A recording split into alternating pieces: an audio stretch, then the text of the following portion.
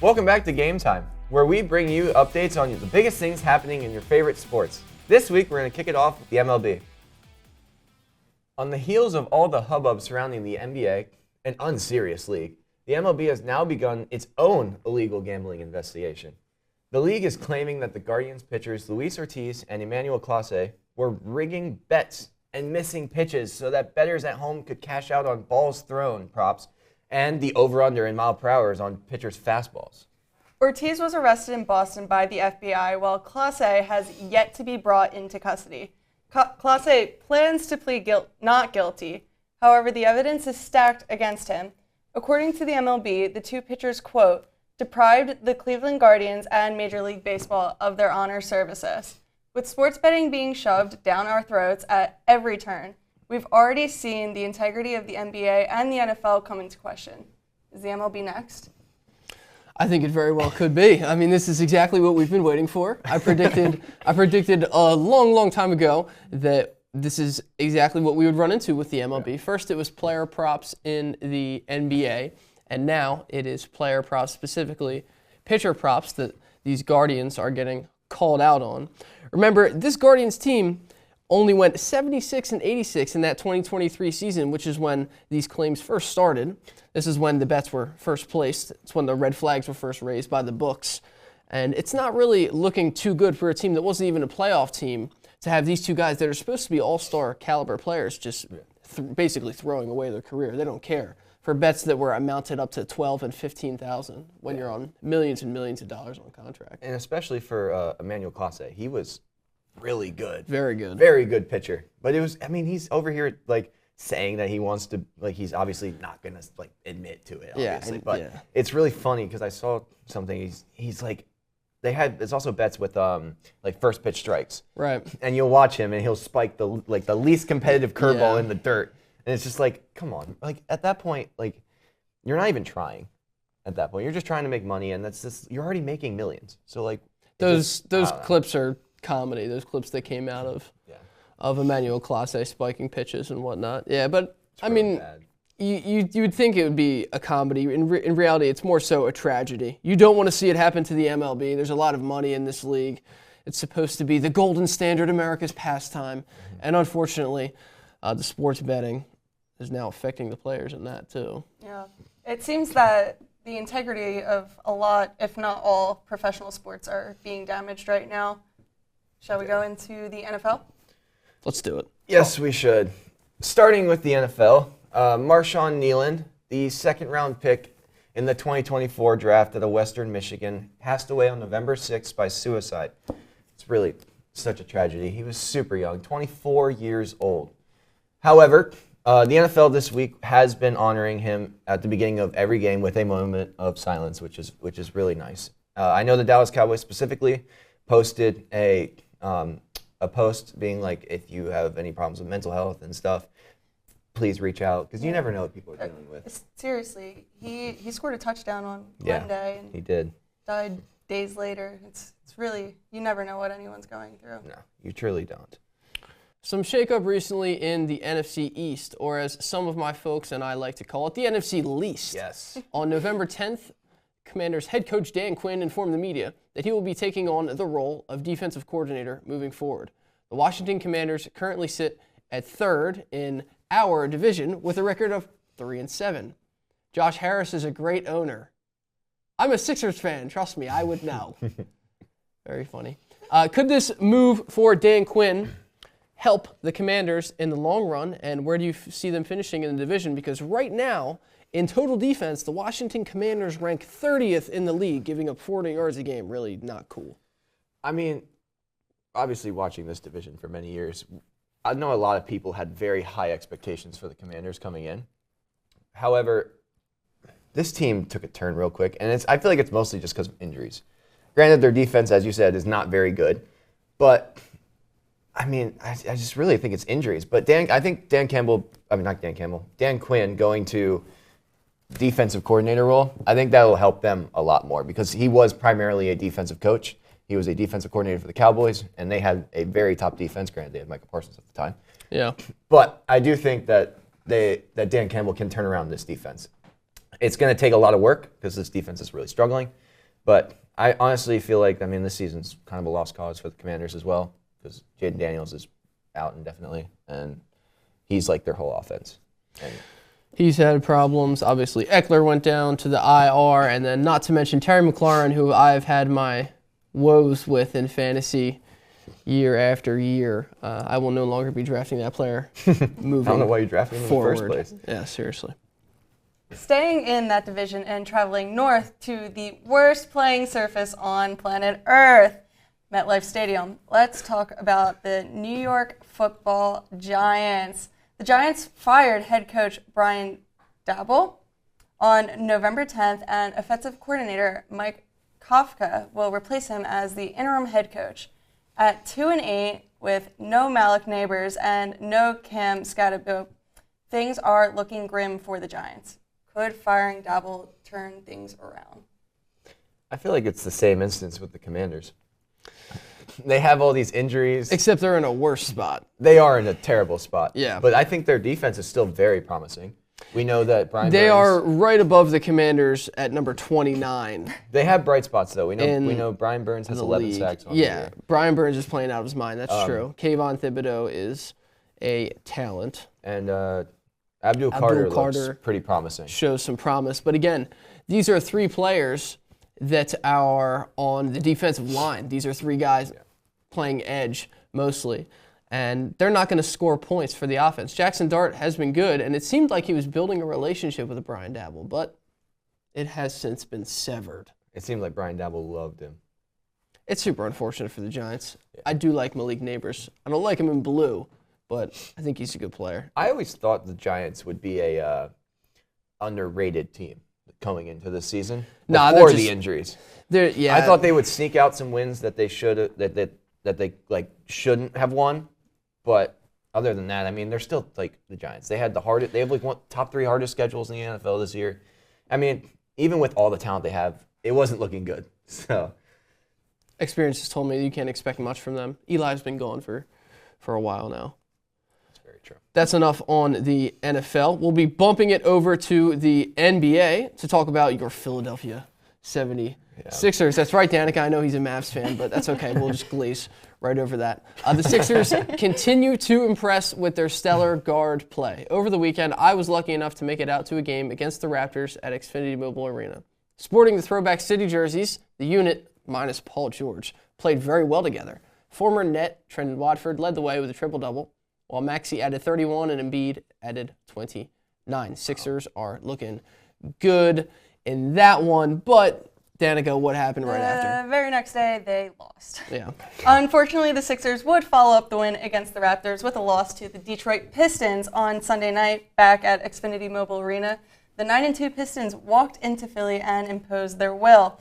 Help came from franchise guard Cade Cunningham, who scored 46 points on his way to a triple-double in the win. Owen, you had the Pistons awfully high in your preseason rankings, didn't you?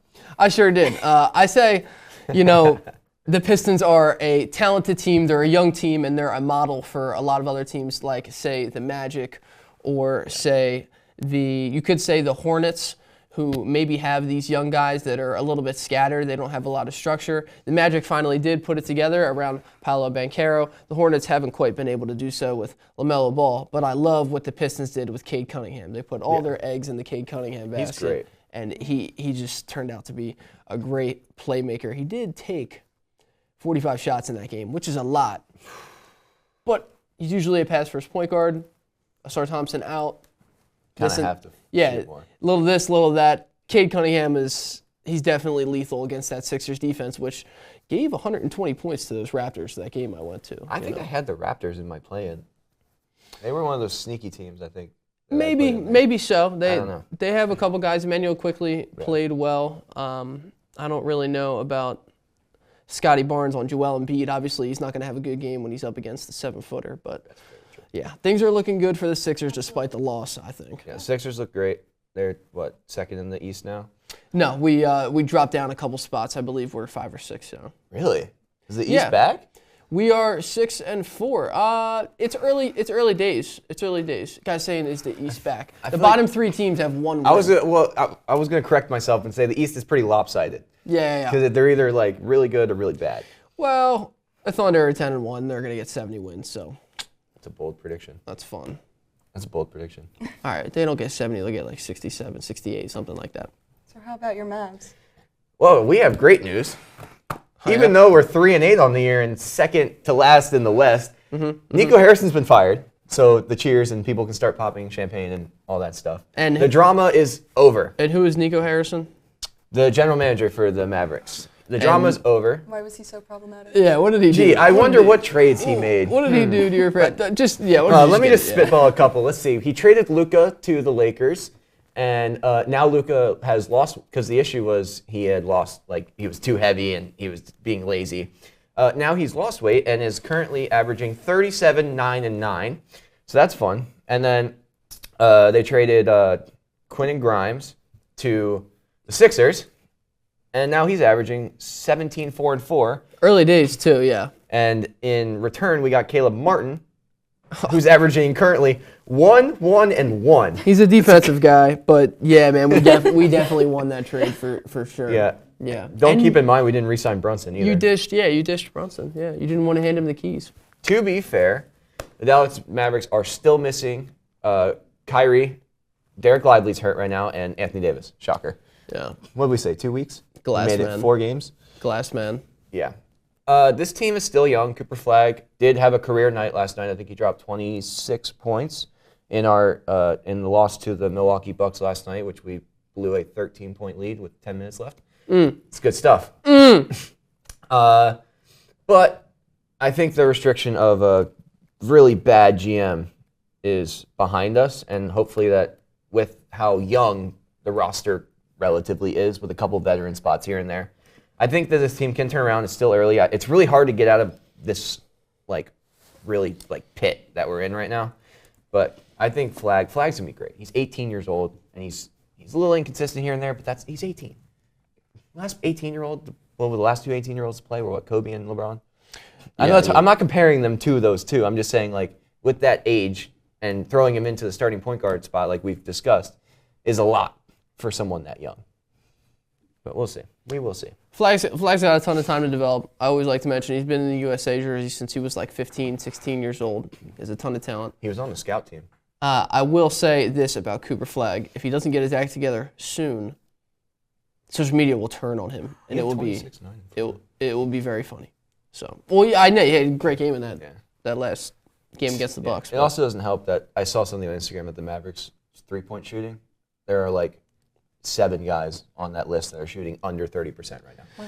Yeah, and that's something that used to be the strong suit of the Mavs, exactly. Well, yeah, when you guys used to be able to just spread the floor. When you guys made that run, man, with Dorian Finney-Smith, Maxi Kleber, you could just kick it out to wherever you wanted. Reggie Bullock was on that team too. It's just cha-ching, ching, ching. It was Luka. He would draw all the attention to the paint and then just dish it out to one of them, and it would just money.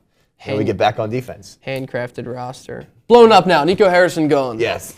He's gone. Man. We don't have to worry about it anymore. You don't have Daryl Morey. Guy uses AI solvers. I just feel bad for Jaeden Keyes. He's doing the best he can with the roster he has. But I can't wait for Kyrie to come back. He will turn this team around when he comes back. I have a good feeling about that. All right. Throw some ice over those boards, huh? Yes.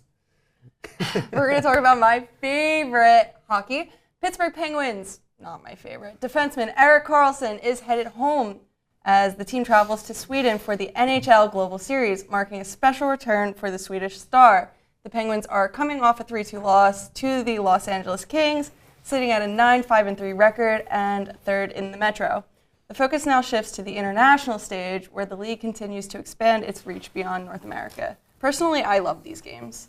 Absolutely. This is something that not just the NHL is doing. There's a couple other leagues that have been doing it for some time, not just expanding markets and making moolah, but gaining new fans, right? Mm-hmm. Who doesn't love a new fan base? The Global Series isn't just about hockey. It highlights the growing role of sports tourism. As far as fans from around the world, they travel to see their favorite teams and players in these new settings. Games are being played in cities that haven't been played before. Yeah. Raises an interesting question, though. how much can these international games grow a sport's global fan base and open new markets for the league? Is this something that's going to be huge for the NHL? Is it going to be a whole new fan base like we're trying to see with the NFL in South America? Personally, I think this is really great that Pittsburgh has a Swedish star already going to Sweden. Like, you already have a target audience immediately. They want to see their guys representing their hometown. So I think, yes, this opens up to that country, and then obviously you're going to have your Americans who are going to go over to Sweden. So for both ends, it makes a ton of money, like you said. Anywhere in the area, they're gonna be making great bucks right now. And I mean, it's the same thing with baseball. Like Yep. all the vast majority of players outside of the U.S. If anything, it's growing even more to the point where it's like these other countries' players are like doing better than the Americans, and it's really cool to see. And it spreads that like joy, especially like with Ohtani. Obviously, that's like the big one. Yeah. And we've had, when the Dodgers are in the playoffs, or when Ohtani's in the playoffs, we've seen that the viewership has skyrocketed versus when it's just like lower market teams, but like not at the same time because they don't have like the international stars. However, with the NFL, it's I feel like the NFL's been struggling. They've been trying to force out this stuff, and then they're putting like the worst football teams possible on the field for these people to see. Yeah, I think the game in Brazil was great. I keep referencing that because I thought that was super cool. I sent the Eagles down there for that. Yeah. But, I'm actually shocked. There was a whole lot of support in Germany, and there's actually been recently a whole lot of support in England. The game's in London. Yeah. They actually have people that, the Jags have played there a couple times, and now there's like Jacksonville Jaguars fans living in London. Phillies went to London too, and that was an incredible turnout also. And Scandinavia it's a lot of hockey up there. So you talk about Sweden, you talk about the NHL. There's a ton of NHL fans in that country that are itching to get to that game. So it's not just for the fans, like you said. I think it's really going to be big for the NHL, and they're not just branching out and coming up with something new. They're following suit. They're doing what the NFL did. These cities too, like mom and pop shops, they do so well because people want that authentic Swedish experience. They're going to do so well. Like when people travel, your hotels, your restaurants, it's pretty much foolproof for a city to host an American sport right now. And even for Americans like to spend money. Huh? Exactly. Oh yeah, they do. And even in like the All-Star game last year with the NHL, they did the international like tournament. Yeah. Even that just alone, like the NBA is that All-Star game is a joke. Don't get me but started. I love on what that, man. the NHL's doing because it's also producing that that same like the same producer. Wow, you know what I'm trying to say. Yeah, we're tapping into unmarked audiences and fan bases right now, and it's pretty cool to see across the board. The NHL saw what was happening with the All-Star situation, and they did something about it. The NBA does not care. They're just going to keep re-signing and cutting Mac McClung so that they have a 50-inch vertical. Don't even get me started on Mac McClung contest. Yeah, apparently we got a couple of Mac McClung stands here at the desk. That's right. So we love you, Mac. We'd love to see you in the dunk contest, but unfortunately, we want to see you play. Unfortunately, the NBA is it's a business just like anything else, and man, they're not too worried about the All-Star game. They just want to have their little pawn to move around when they want. The NHL, I think they did it right. They abandoned that whole format when they saw the players weren't hitting each other anymore. Same with the NFL. They don't hit each other anymore. They turn it into a flag football game. Oh, dude. Yeah, and they play like dodgeball. Yeah. No, that stuff's fun. I like watching those mini games. I think they're pretty entertaining. But it does get repetitive. So Power to you, my friend. I'm just not sitting there and watching dodgeball. But back to Mac McClung. Throw dodgeballs. Back to the NHL. Yeah, sorry, my fault. Back to the NHL. I don't know. I think it's really great what the NHL is doing. Yeah. Obviously, when you have a star who's going back home to play, it's all the more bittersweet. Yeah. So. Definitely. And that will conclude today's episode of Game Time. If you're interested in football, specifically fantasy football, tune in to 98.5 WNUW. That's the radio station here every single Thursday at 5 p.m. for a Thursday night lineup. We'll be talking fantasy football. And if you're interested in all things Philly sports, be sure to check out the Newman Media app as well as YouTube for Around South Philly. Thank you guys so much for watching. Hope you guys have a great week.